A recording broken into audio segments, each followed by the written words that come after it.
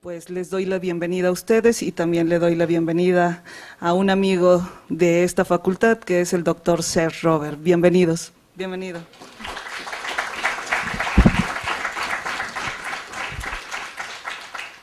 Muchas gracias a Claudia por esta presentación y gracias a ustedes por estar aquí. Es mi sexta vez que vengo al foro y cada vez me siento como a casa, como un amigo de la facultad y de mis colegas mexicanos. Quisiera escribir en el título Universidad de Quebec en Montreal, pero no le gusta la dirección de mi universidad. Me dijeron, cuando ves en América Latina, nuestra universidad se llama oficialmente Université du Québec à Montréal. Lo siento. Ok. Empezamos. Voy a hablar hoy, como lo explicó mi colega Claudia, de la cuestión qué hace de nosotros seres morales y qué es la naturaleza de lo moral. Primero, no hablaré de religión. ¿Por qué? Porque a veces la religión hace-nos morales, a veces no. Por ejemplo, a veces las personas que pertenecen a una religión pueden hacer algo que no es moral a personas de otra religión. Así no hablaré de esta dimensión del problema. Voy a hablar más de algo otro que es el fenómeno moral y que voy a oponer no a lo inmoral, pero a lo amoral. La diferencia es que hacer algo de inmoral es hacer algo opuesto a mi moralidad. Hacer algo amoral me interesa mucho más. Ok. Así hablaré de la capacidad humana de realizar comportamientos morales. Del punto de vista de unos resultados empíricos en ciencias cognitivas y del punto de vista de la reflexión ética y metaética. ¿Qué es la ética? La ética es la parte de la filosofía que desarrolla teorías sobre el comportamiento moral. Es ciencia abstracta. La metaética es ciencia más abstracta que habla de cuáles son los ponentes fundamentales de las teorías éticas. Así hay tres niveles. Nuestros comportamientos morales, como cuando doy dinero al pobre. Las teorías filosóficas de éticas y finalmente el nivel donde hablo más, que es el nivel de los fundamentos de las teorías éticas, que llamo el nivel metaético. Ok. Primero necesitamos un criterio para definir un comportamiento moral. Voy a usar la definición siguiente que comparten muchos investigadores, que un comportamiento, primero, una cosa moral es un comportamiento, es una propiedad que se aplica a un comportamiento. Y un comportamiento moral es un comportamiento donde hay la presencia de la consideración del interés del otro y no solamente de su propio interés en lo que hacemos. Okay. A veces hacemos simplemente en nuestro interés. A veces lo hacemos también en el interés de otras personas. Es lo que podemos llamar un comportamiento moral. Este comportamiento es importante también decir que el interés del otro lo consideramos no por una norma externa impuesta. Por ejemplo, mi padre me dice de ayudar a mi hermana. La persona moral no es yo, es mi padre, porque yo estoy ejecutando una decisión de otra persona. Así, cuando servimos el interés del otro a través del de la aplicación de un orden o de una obligación que viene de una norma exterior a nuestra persona, no es un comportamiento moral. Así, la norma que me hace considerar el interés del otro tiene que ser una norma interna. Algo interno nos hace morales y no autoridad impuesta puede hacernos morales. Las dos determinaciones de la moralidad. Hay muchos conflictos entre filósofos, unos que dicen a nivel metaético que somos morales porque somos seres racionales. Es la teoría racionalista. Hay otra teoría opuesta a esta teoría que se llama la teoría emotiva, que dice somos morales porque tenemos emociones particulares. Mi punto de vista será intermediano. Creo que hay dos tipos de determinaciones, ambas importantes para ser morales. Una determinación emotiva, que es una emoción sofisticada que se llama la empatía. Puede hacernos morales. ¿Qué es la empatía? Es la emoción que sentimos cuando compartimos la emoción del otro. Por ejemplo, estar triste de la tristeza de un amigo, estar contento del placer de un hermano. Es suficiente para decir de mi punto de vista que es un punto de vista moral. Siento lo que el otro siente. La determinación racional es entender la ventaja del altruismo, es entender que considerar el interés del otro permite que el otro puede considerar mi interés y así es una ventaja para todos. Es la ventaja del altruismo, la ventaja de un principio racional de reciprocidad. En otras palabras, hay filósofos como Immanuel Kant que dice es considerar el otro como un fin y no como un instrumento. Es lo que llamamos también la regla de oro. La regla de oro es no hacer al otro lo que no quisiera que me haga. Ok. Así, unos dicen que la moralidad viene de la capacidad de empatía, otros dicen que la moralidad viene de la capacidad de entender, es racional, de entender la ventaja del altruismo, de la reciprocidad. Mi punto de vista es que ambos fenómenos coexisten en la mente humana. Bueno, cada una de estas determinaciones es una condición suficiente para ser moral a través de nuestra definición. Los conflictos morales y la determinación doble. Una prueba que hay dos determinaciones en nuestros comportamientos morales es que las dos determinaciones producen conflictos morales en nosotros. Por ejemplo, estos conflictos nacen a menudo de la determinación doble, no siempre, pero a menudo. La empatía nos dicta un comportamiento. Por ejemplo, es un ejemplo, perdonar y justificar lo que hacen las personas para las cuales tenemos empatía. El ejemplo típico es los sentimientos de la madre de un criminal. Pobrecito, no lo amamos suficiente, etc. Okay. El principio de reciprocidad nos dicta lo opuesto. La condenación moral del crimen por principio de justicia es probablemente el punto de vista del juez en el tribunal, más que el de la madre. Lo que pasa es que son ambos morales y que en el juez hay un poco de la empatía de la madre a menudo. Y en la madre hay poco, si no más, a menudo, de la idea del juez. Así, la determinación doble es responsable de muchísimos conflictos morales que todos vivimos, que no son agradables, pero es la realidad.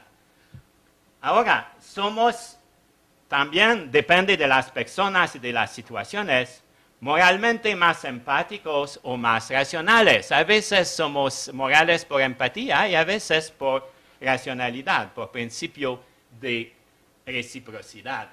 Ok. Lo que puede ser moral y el proceso moral. Hablamos de qué es ser moral, ahora vamos a hablar de qué podemos decir que puede ser moral. Primero, en otras palabras, qué tipos de comportamientos podemos llamar morales, entre comillas, y en qué orden aparecen. Primero, podemos hablar de emoción moral, de que hable la empatía. Creo que es el inicio del proceso moral. Tenemos esta emoción de compartir la emoción del otro. Segundo, hacemos juicios morales, a veces explícitos y a veces son implícitos. Por ejemplo, puedo juzgar que en una situación una persona que robó hizo algo mal. Y Fernando hizo un robo, es mal. Es un juicio moral. Puede ser explícito, puedo decirlo, o simplemente pensarlo de manera espontánea, sin explicitarlo. Bueno, tercero, un juicio, después del juicio podemos hacer razonamientos morales, y esto es siempre explícito. Por ejemplo, una persona puede decirme, ¿por qué no te gusta Fernando? Fernando no me gusta porque no me gustan las personas que roban. Y Fernando a veces hace robos. Así no me gusta Fernando. Eso es mucho más explícito y mucho más largo y complejo que un juicio moral. Es un razonamiento moral. Después puedo pasar a una decisión moral. Cuando usted va a comer con Fernando, no iré. Ok, es una decisión moral.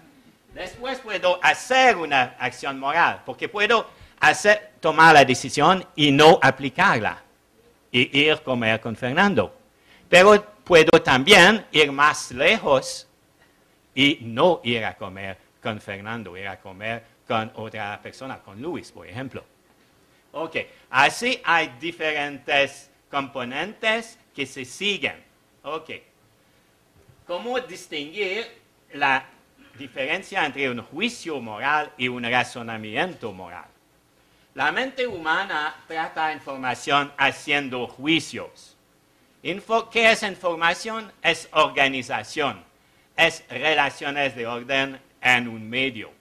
Por ejemplo, en nuestro medio hay siempre cosas organizadas que nos permiten de conocer. Un juicio aparece como una relación que hago entre símbolos, como por ejemplo, Fernando roba, hace cosas malas. Así un juicio es una relación entre símbolos y los símbolos representan información y la información representa relaciones entre cosas o entre personas en nuestro mundo. Un razonamiento es más complicado. Es una relación entre juicios. A partir de información dada en juicios, que llamamos premisas, tiramos información en un nuevo juicio que llamamos una conclusión. Como por ejemplo en mi ejemplo que dice, las personas que roban son malas, Fernando roba, así Fernando es persona mala. Bueno.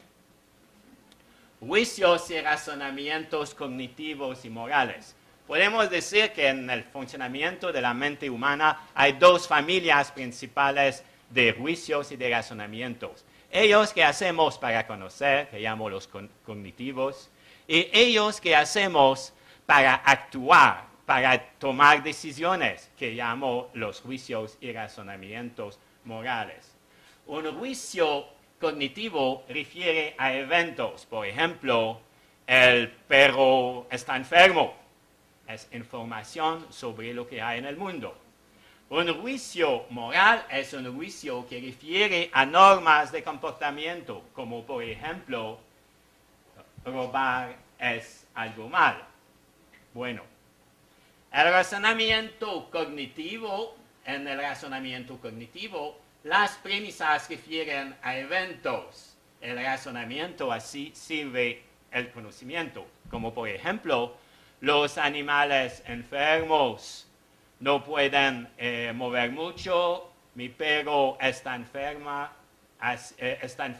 así no va a mover mucho y va a dormir mucho hoy. Okay. El razonamiento moral se distingue del razonamiento cognitivo porque al menos una premisa refiere a una norma de comportamiento y al menos una otra premisa refiere a un comportamiento real o posible, como por ejemplo la norma robar es malo, Fernando es robador, así Fernando hace cosas malas. Así el razonamiento moral aplica una norma de comportamiento a eventos reales o posibles. Así es manera para juzgar de las acciones humanas. Aquí el razonamiento sirve a conocer el mundo. Aquí sirve a arreglar nuestras relaciones con los otros, a decidir lo que parece bien y lo que parece mal. Juicios y razonamientos morales. Ahora, ok, en nuestras actividades cotidianas tenemos reacciones frente a situaciones por juicios morales.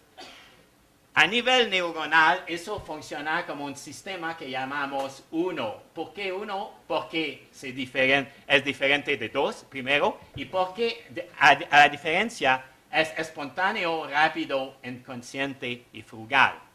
Sigue un sendero en nuestro cerebro. Por ejemplo, puedo ver una persona robando y tengo el juicio espontáneo, es mal. ¿Okay? Es lo que llamamos un sistema neuronal 1, espontáneo. Hacemos este tipo de juicios al menos 25 veces por día. Cuando deliberamos para justificar nuestros juicios morales, hacemos razonamientos morales. Son explícitos. Pasan por otro sendero en nuestra cabeza.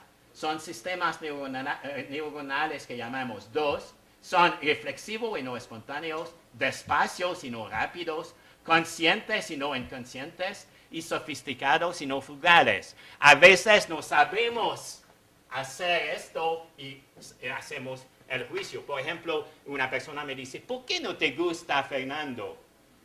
Y no puedo contestar. A veces puedo contestar, puedo decir, y es el razonamiento explícito en el sistema neuronal 2, voy a decírtelo porque no me gusta. No me gustan los robadores, Fernando es un robador, así no me gusta. Si no cambia su comportamiento, no podré vivir con él. Ok, es el razonamiento de tipo 2. El razonamiento moral puede justificar así el juicio espontáneo. ¿Y por qué puede justificarlo? Puede también a veces criticarlo o corregirlo. Por ejemplo, la persona que es amiga de Fernando va a explicarme que Fernando es pobre hombre, que vive en la miseria, etc. Y así podré pensar que mi juicio me parece demasiado dogmático y voy a revisar mi juicio. Así, en nuestra vida moral, como en nuestro conocimiento, hay aprendizaje. Aprendemos cosas a nivel moral. Cuando hace, por ejemplo, 15 o 20 años, no tomamos las mismas decisiones morales que hoy. Cambiamos a nivel moral. Este punto de vista lo llamo un racionalismo débil y no fuerte.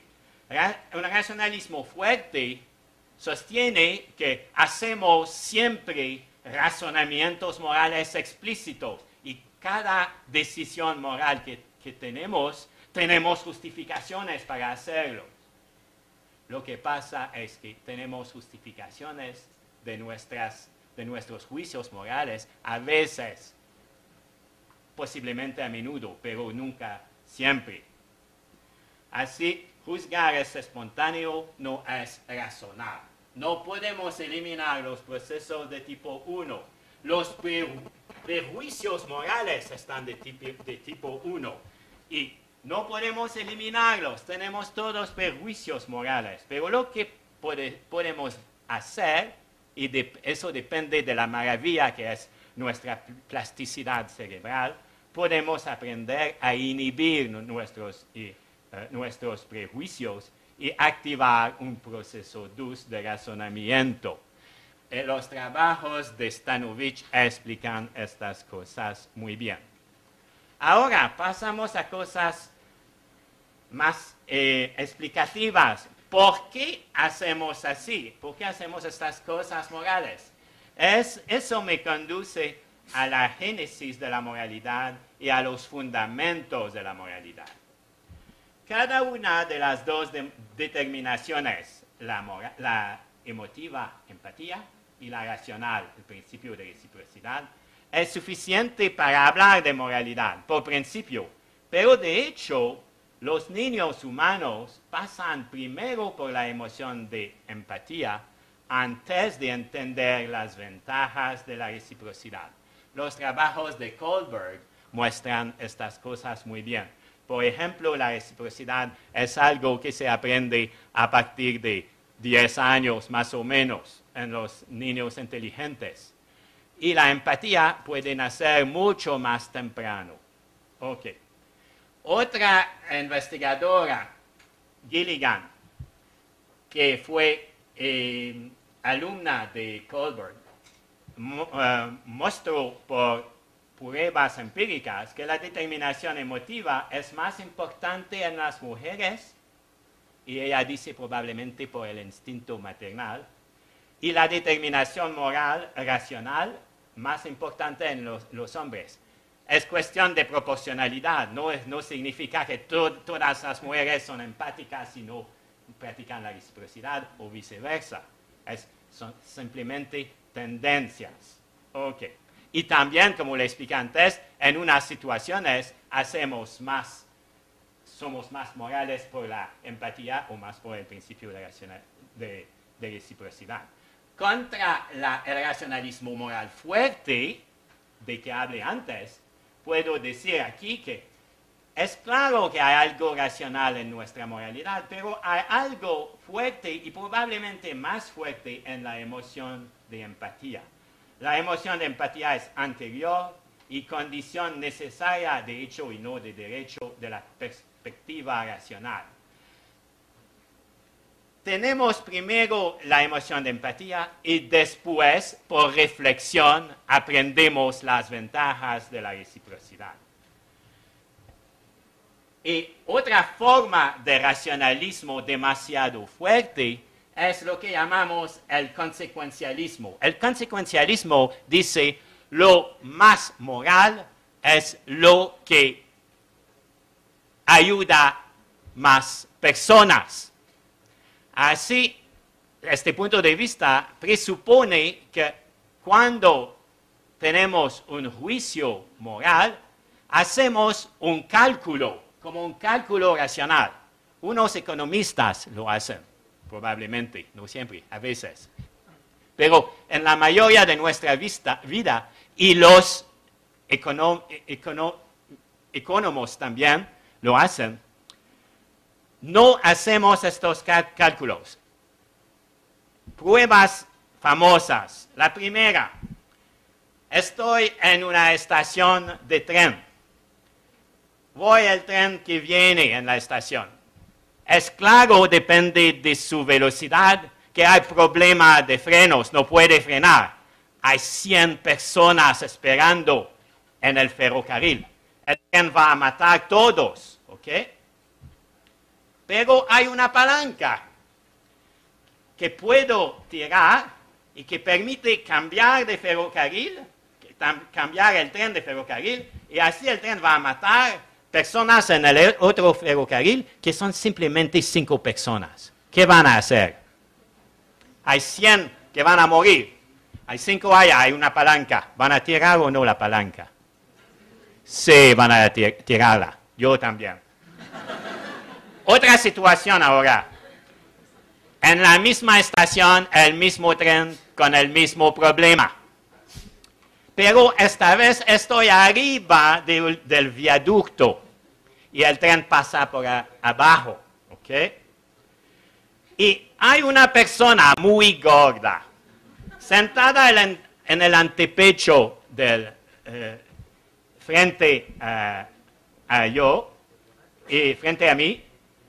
Una persona muy gorda está sentada en el antepecho. Y pienso rápidamente, porque todo pasa muy rápido, que puedo lanzarla abajo del viaducto y es suficiente gorda para frenar el tren y salvar las 100 personas. ¿Qué van a hacer? ¿Por qué no? ¿Por qué? Tenemos que suponer que es posible. Ustedes toman una decisión para matar a 5 personas en la primera experiencia.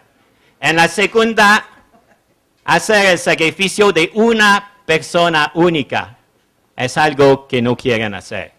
Yo tampoco. ¿Por qué? ¿Qué es la diferencia? La diferencia es la responsabilidad directa. En el primer caso, el tren va a matar 100 personas o, mejor o menos terrible, va a matar a 5 personas. Es el tren que va a matarlas. En la segunda prueba, ¿qué pasa? Yo voy a matar una persona. Y es lo que no queremos hacer. Es lo que nos hace que no vamos a decidir empujar a la persona. Es la responsabilidad directa. La culpabilidad que esto implica. Y eso muestra que la empatía es una fuerza más grande que el principio racional. Y que las cuestiones morales son un poco cuestiones de cálculo, pero mucho más cuestiones de empatía. Ok. Pasamos ahora a otra pregunta. ¿Es la moralidad egoísmo o altruismo? Muchos filósofos hablan de esto. Mi punto de vista es que no es importante contestar. ¿Por qué? Unos dicen ser moral, considerar el interés del otro, es altruismo. Otros dicen, no, es egoísmo sofisticado para obtener más satisfacción personal, para obtener más consideración, más poder, más amistad de otras personas. Posible. No tenemos criterio cierto para saberlo. Y no es tampoco necesario saberlo. Lo importante es que el ser humano, a veces, si no a menudo, puede ser moral. Punto. Es mi punto de vista. Así, sin embargo, podemos decir que la moralidad empática parece más altruista y la moralidad de reciprocidad más egoísmo sofisticado, porque la moralidad de reciprocidad tiene algo del cálculo, algo de hago esto para Fernando porque espero que Fernando va a hacer lo mismo conmigo. Pero también en el componente empático hay esta posibilidad que no podemos negar del placer de actuar moralmente. Hay un placer claro en actuar moralmente. Así, la importancia de la empatía hace la moralidad más altruista. Ok, pero no me parece una cuestión importante. Lo importante es que podemos ser morales. Las condiciones premorales de la moralidad en el mundo animal. Venimos de la evolución de millones de años en la Tierra. Y antes de nosotros hay comportamientos en los animales superiores que no llamo morales, pero que voy a llamar premorales. ¿Qué son? El altruismo de parentela. Hay la consideración del interés del otro en la parentela, principalmente en la madre, claro. Pero en unas especies hay también la solicitud del padre, a veces de los abuelos, de los niños, de los tíos, de muchos que son genéticamente parientes. son comportamientos que podemos pensar seleccionados en sociedades animales que necesitan para sobrevivir una educación larga y compleja o una organización compleja. Los animales como los cocodrilos no necesitan para sobrevivir ayudar a los chicos. La mayoría de su vida es comer. Y así pueden sobrevivir sin estas condiciones primordiales. Pero hay otros animales, como por ejemplo los leones, no pueden sobrevivir sin la enseñanza compleja de la casa. Y así la madre y las tías enseñan a los chiquitos por 2 o 3 años. Es una necesidad para sobrevivir. Así podemos pensar que ellos que tienen estos comportamientos primordiales fueron seleccionados por la naturaleza para sobrevivir y así hay estos comportamientos primordiales en sociedades animales. Así, nosotros seres humanos somos al menos como estos animales. ¿Qué significa? Somos casi todos y casi siempre morales con nuestros parientes cercanos. Los criminales a menudo son muy morales con sus madres. Okay.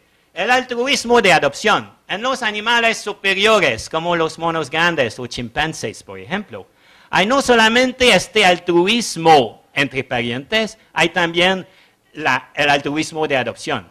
Una madre muere, la tía toma el bebé como suyo propio. Es más cerca de la moralidad que simplemente la solicitud de parentela.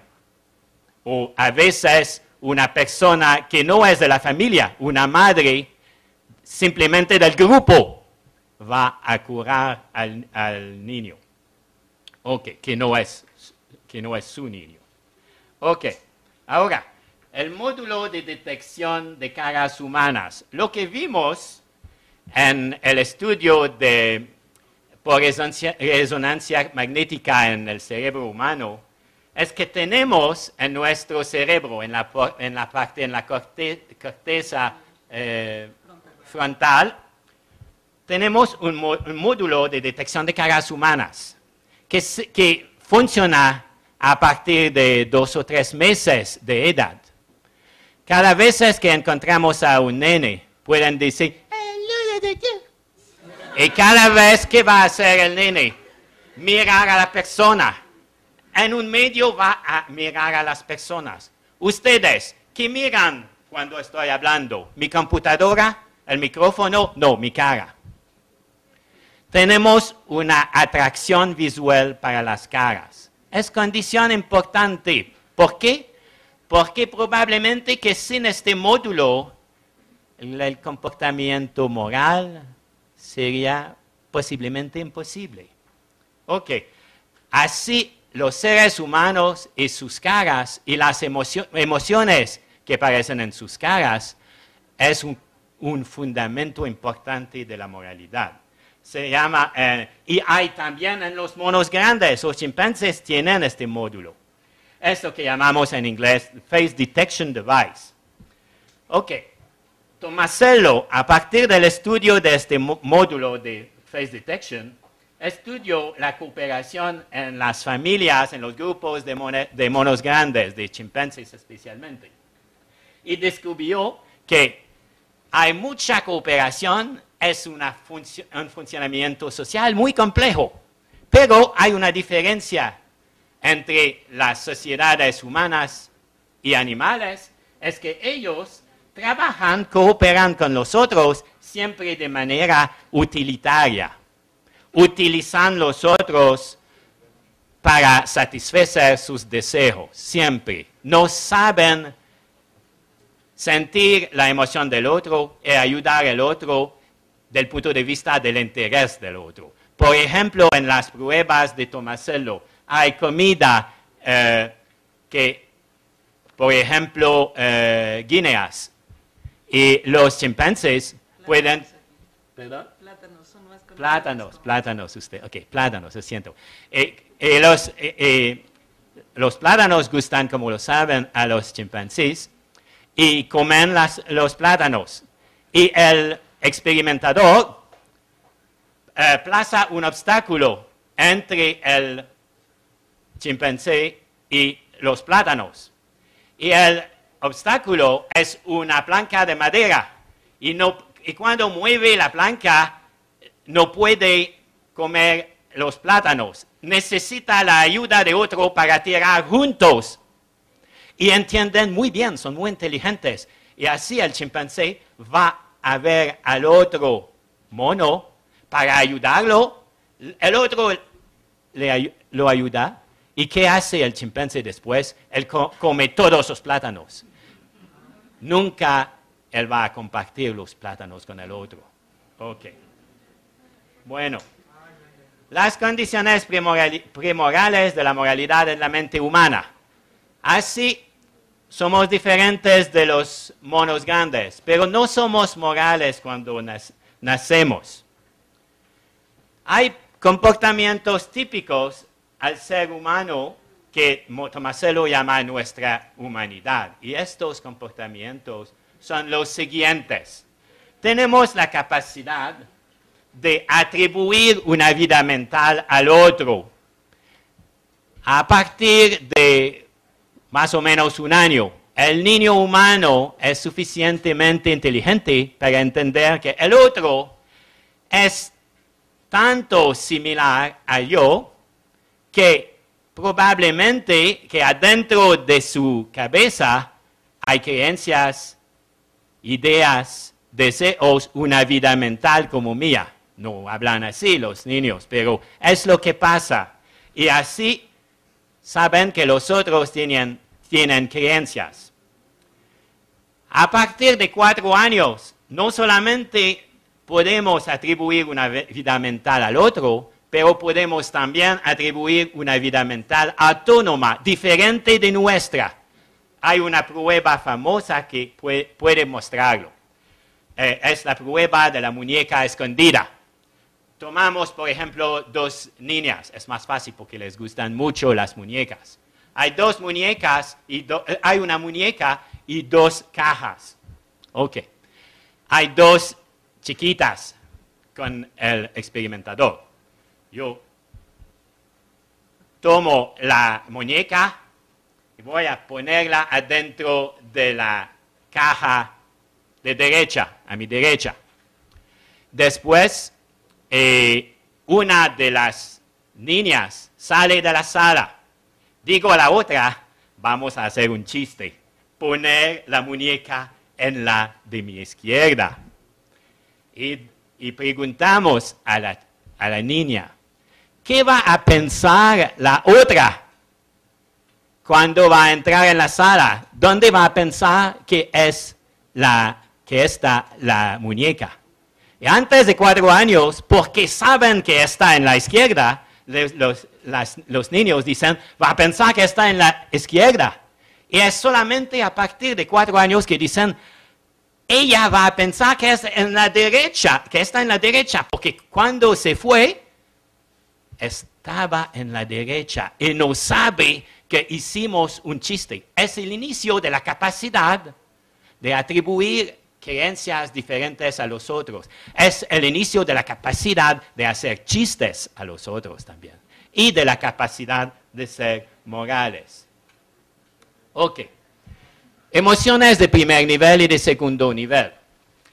Los otros animales tienen emociones en una parte central del cerebro que llamamos la amígdala. Nosotros también tenemos esta amígdala en el centro de la cabeza. Y esta parte del cerebro es responsable de nuestras emociones relativamente a los eventos en el mundo. Sentir placer, desplacer, miedo, ira, sorpresa. Los otros mamíferos tienen las mismas emociones con la misma amígdala.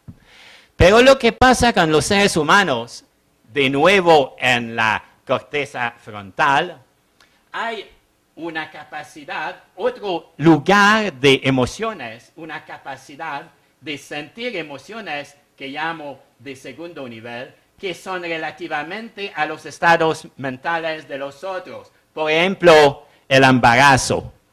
No estoy embarazado frente a mi computadora. No, frente a personas sí. El embarazo es emoción relativamente a las creencias de los otros. No, pena, porque embarazada es así. No, ok, la pena. Y así, esta emoción es la emoción que viene de qué va a pensar el otro de lo que hago. ¿Ok? Es emoción relativamente a la emoción del otro. Es la misma cosa con la vergüenza, con la repugnancia. Son emociones que no sienten los animales. Cuando hay olores terribles, muy desagradables, no molesta a los animales, molesta a nosotros. Ok, estas emociones son condiciones para compartir las emociones de los otros, para tener empatía, pero no son la empatía. Ok. También otra condición, la cooperación con el reparto, al contrario de los chimpancés, o sin ventaja personal, como efectos de la teoría de la mente y de las emociones del segundo nivel. Lo que quiero decir es que tenemos la capacidad de atribuir creencias diferentes a los otros que nuestras emociones, que nuestras creencias. Tenemos la posibilidad de tener emociones relativamente a las emociones de los otros. De la misma manera, podemos ayudar a otros sin ventaja personal. Hay una prueba famosa de que hable la prueba de la comida en los chimpancés. Al contrario, hay la prueba de tomárselo con el científico torpe. En una clase de niños, nivel de kindergarten, de 4 o 5 años, un científico entra en la clase. Los niños no lo conocen. Él no habla a los niños, no se preocupa de los niños y tiene muchísimos papeles y trabaja con sus papeles. Los niños entienden que está trabajando, haciendo cosas muy serias, probablemente ciencia o algo como esto. Y es torpe, escapa muchos papeles y porque es torpe no sabe cómo traerlos. Así él hace. ¿Y qué hacen los niños? Sistemáticamente van a ayudarlo, a darle los papeles, sin ventaja personal. ¿Qué hacen los chimpancés? Nunca van a dar los papeles al científico torpe. Ok. Precio y privilegio. ¿Cómo está el tiempo? Bien. Estamos a 3, tengo 18. Estamos a 2 terceros. ¿Este es el tercero? Tercer, 18. Estamos bien. Bien, ok. Sí. Precio y privilegio. Otra condición de nuestro comportamiento moral. ¿Qué es el sentido de la relación inseparable entre privilegio y precio? John Tooby y su colega Leda Cosmides hallaron otro módulo en la mente humana, que es el módulo de detección de los tramposos.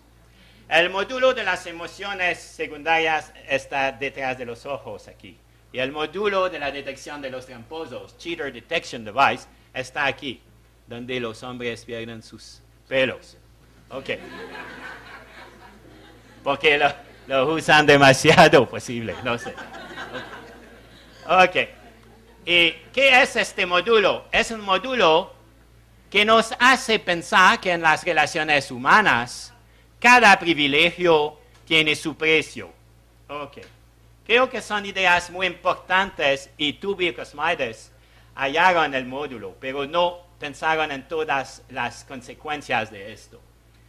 Los privilegios aceptables imponen un precio. Por ejemplo, en nuestros ancestros, los más fuertes pudieron comer la mayor parte de la carne, pero tuvieron que ser los más eficaces en la caza. Si no, todo el grupo va a excluirlo del grupo. Cada precio tiene su privilegio. Ok. Por ejemplo, las relaciones de poder en las sociedades humanas.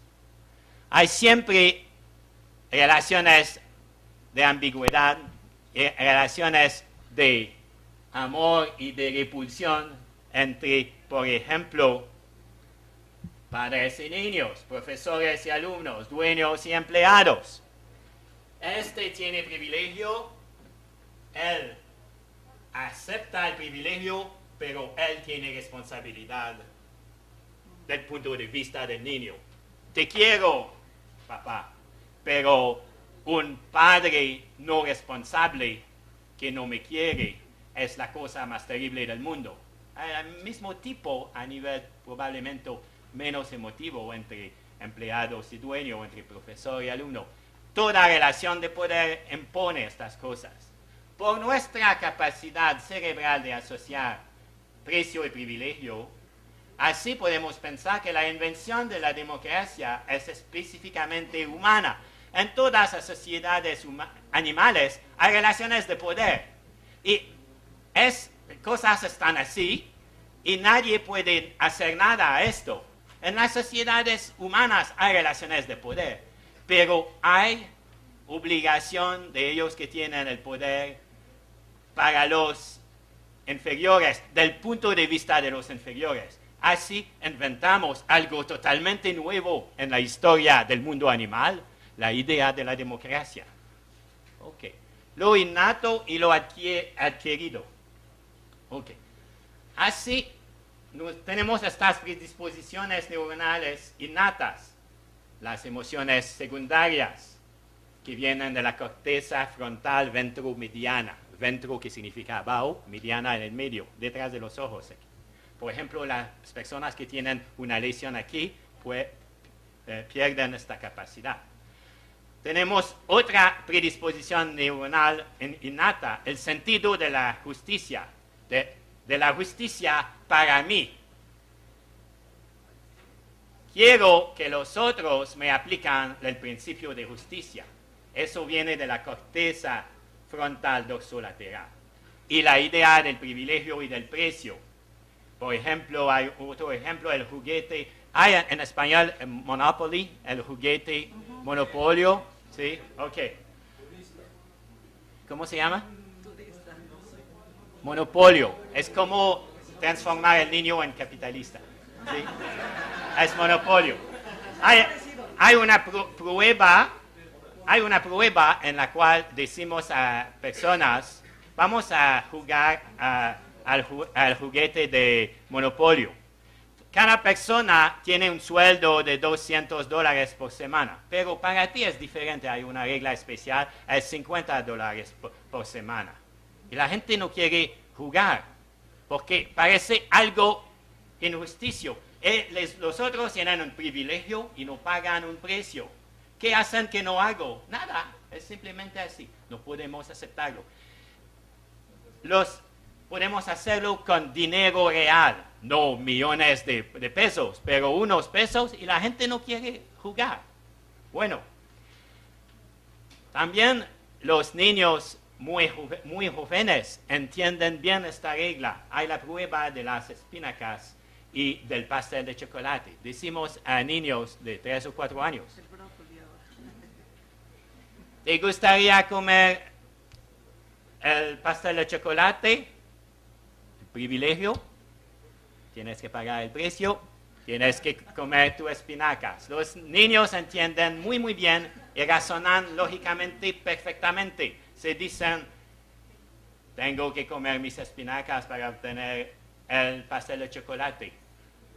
No, otra vez no puedo comer el pastel de chocolate, es porque no comí mis espinacas. No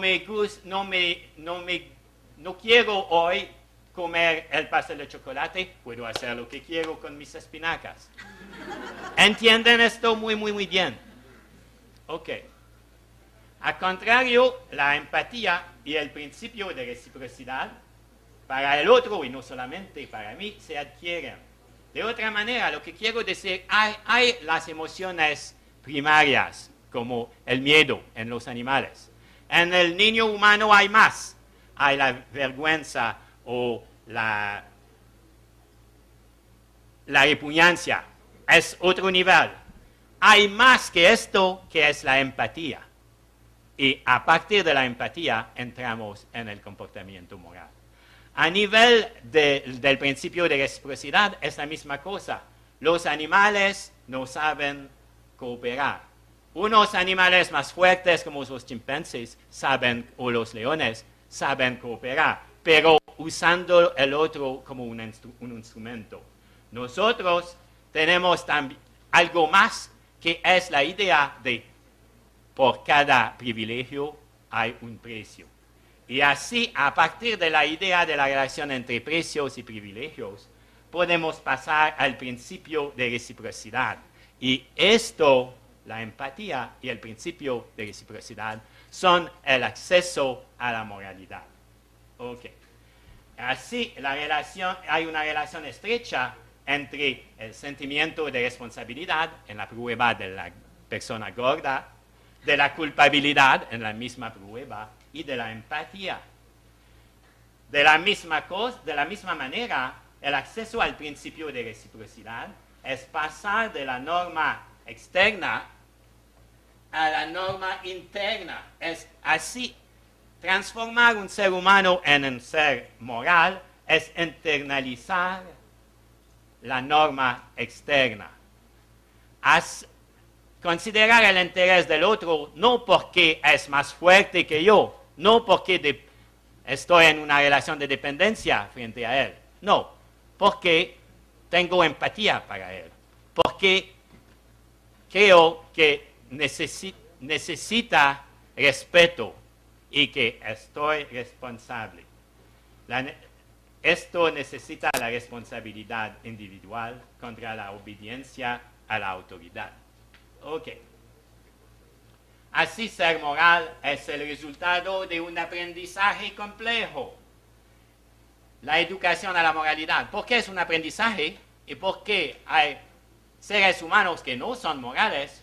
O nosotros podemos serlo a veces y no serlo en otras veces. La conclusión es que la moralidad es algo que se educa. No es un conocimiento.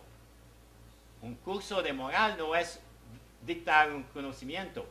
Es adquirir una capacidad normativa. Así, la escuela educa mucho a conocimientos. A veces a capacidades, como la capacidad matemática. En el curso de matemáticas hay un curso donde la gente tiene que aprender una capacidad normativa.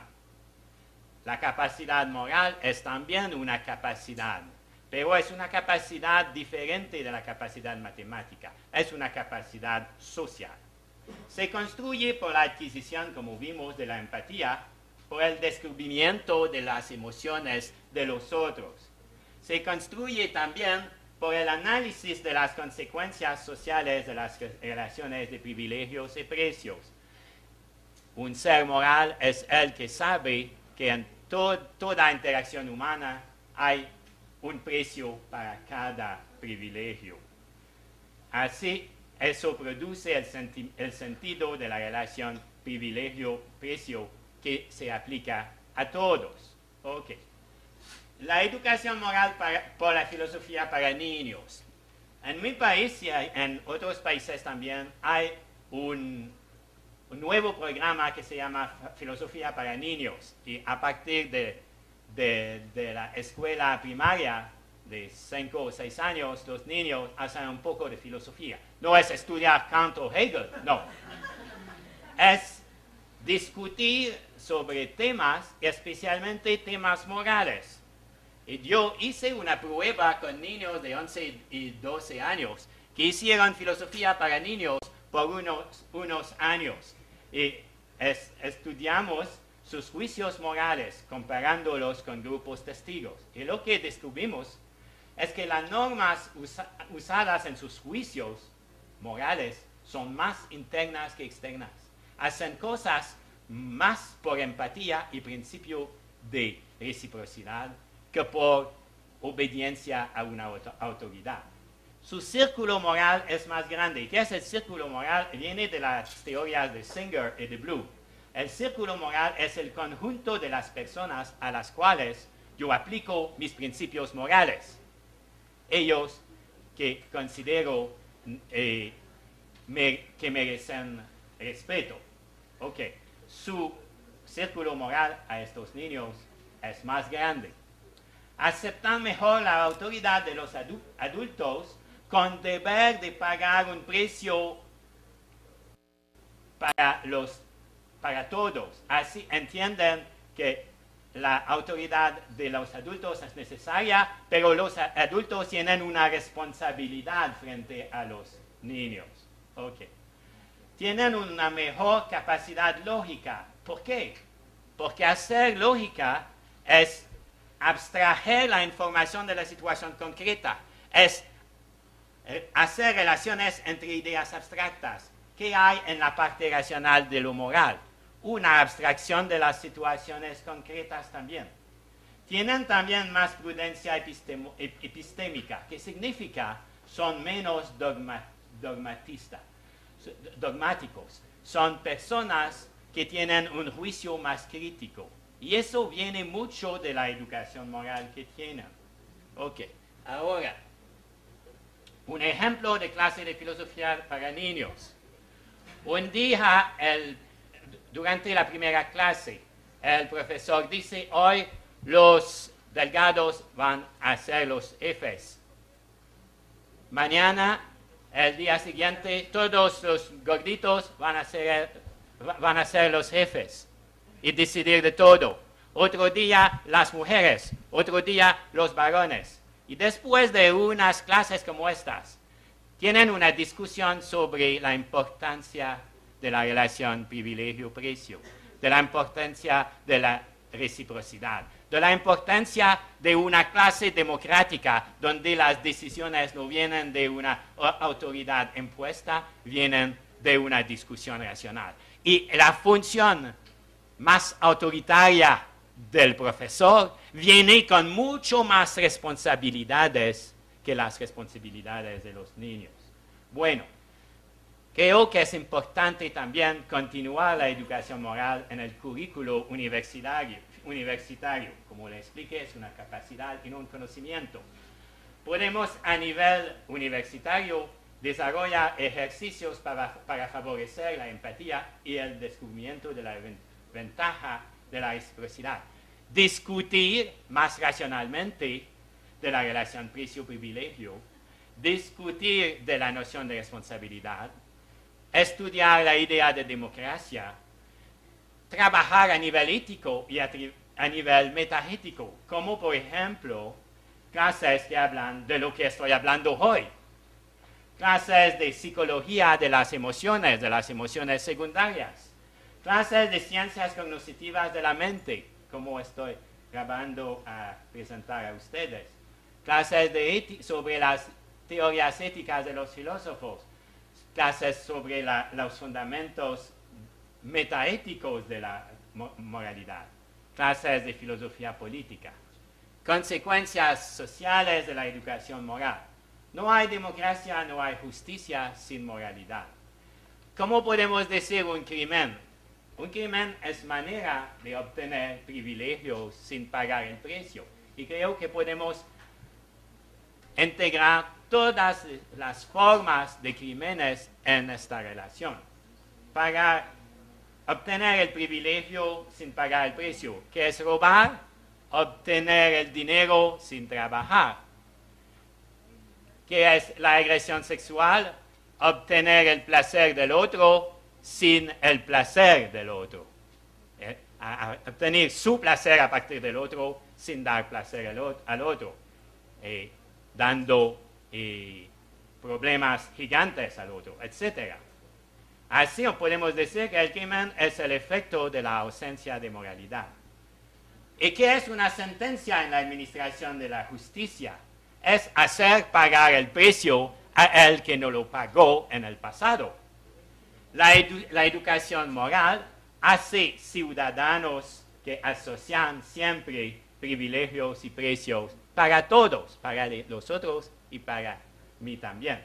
Es así la mejor prevención contra la criminalidad. Así podemos explicar lo que es el resultado de muchos estudios en criminología, que la única rehabilitación de los criminales que parece eficaz es la que pasa por el acceso a la moralidad.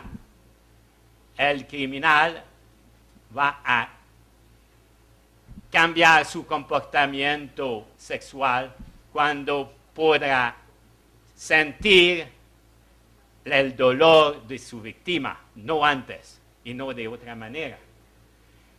Así, la empatía y el principio de reciprocidad son condiciones necesarias para transformar el criminal en un ciudadano como los otros. Y la educación moral, así, es una necesidad en el currículo escolar a todos los niveles y el nivel universitario incluido. Muchas gracias.